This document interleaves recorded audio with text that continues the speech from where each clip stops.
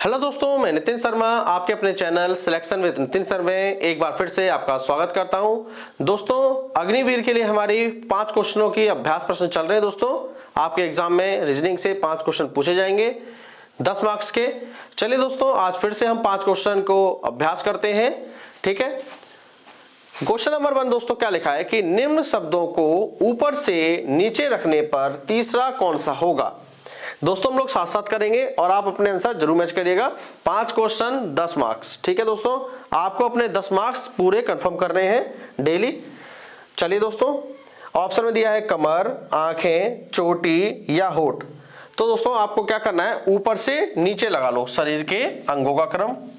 तो दोस्तों लगाते हैं शरीर के अंगों का क्रम। ठीक है दोस्तों, क्या लगाना है दोस्तों, ऊपर से नीचे। दोस्तों सबसे ऊपर क्या होता है, कमर होता है, आंख होती है, या चोटी या होठ। तो दोस्तों सबसे पहले लिखेंगे चोटी। ठीक है, सिर के ऊपर चोटी। ठीक है, तो चोटी आएगी सबसे पहले। चोटी के बाद दूसरे नंबर पर दोस्तों क्या आएगा, चोटी के यानी कि चोटी सिर पर है, सिर से नीचे दोस्तों क्या दिखेगा, आंखें। तो आंखें आएगा, आंखें आ गए दूसरे नंबर पर। तीसरे नंबर पर दोस्तों क्या आएगा, तीसरे पर आएगा होठ, आंख से नीचे होठ होते हैं।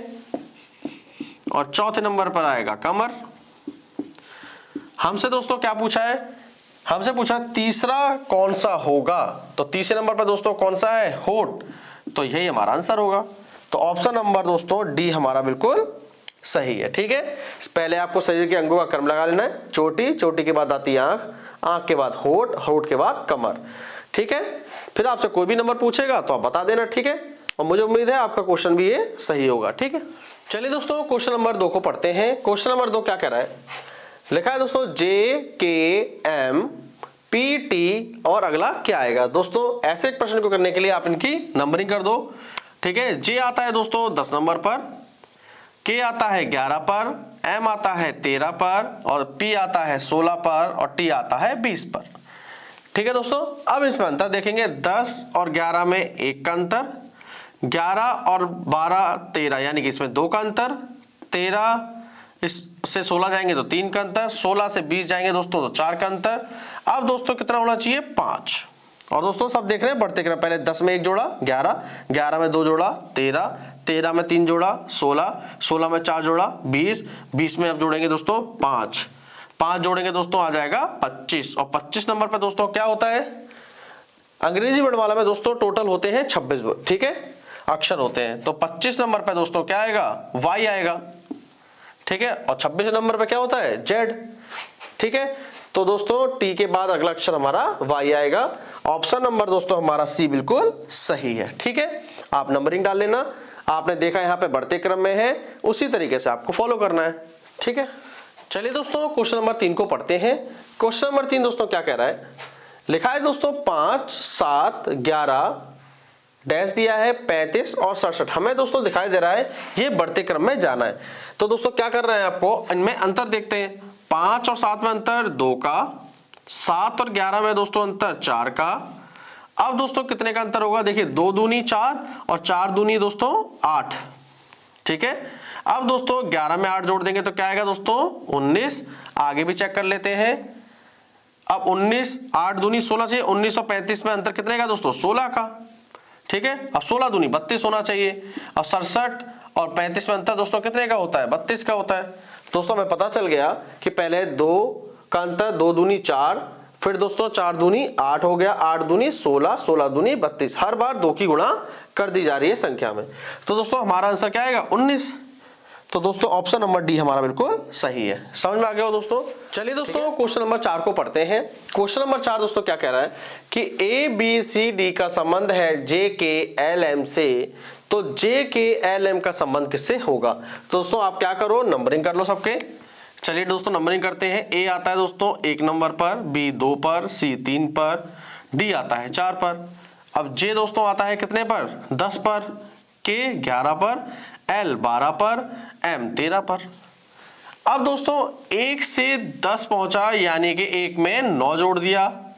ठीक है, तो 10 आ गया। अब 2 से 11 पहुंचा दोस्तों, तो यानी कि फिर +9 कर दिया। 3 से 12 पहुंचा तो 9 3 12, फिर 4 में दोस्तों 9 जोड़ दिया होगा तो 13 आ गया। हमें दोस्तों क्लियर हो गई बात, ठीक है। क्या हो रहा है दोस्तों, पहले वाले के आपको क्या करना है, कोड लिख लेने हैं और सब में 9 करके जोड़ देना है। चलिए दोस्तों, जैसे दोस्तों हम जानते हैं कि जे के LM हमें निकालना है। जे दोस्तों होता है 10 नंबर पर, ये 11 पर, L होता है 12 पर और M होता है 13 पर। यहां दोस्तों क्या हुआ कि सभी में 9 जोड़ के हमें अगला नंबर पता चला। अब दोस्तों यहां भी आप 9 जोड़ लीजिए, 9, यहां भी 9 जोड़ो, यहां भी 9 जोड़ो और यहां भी 9 जोड़ो।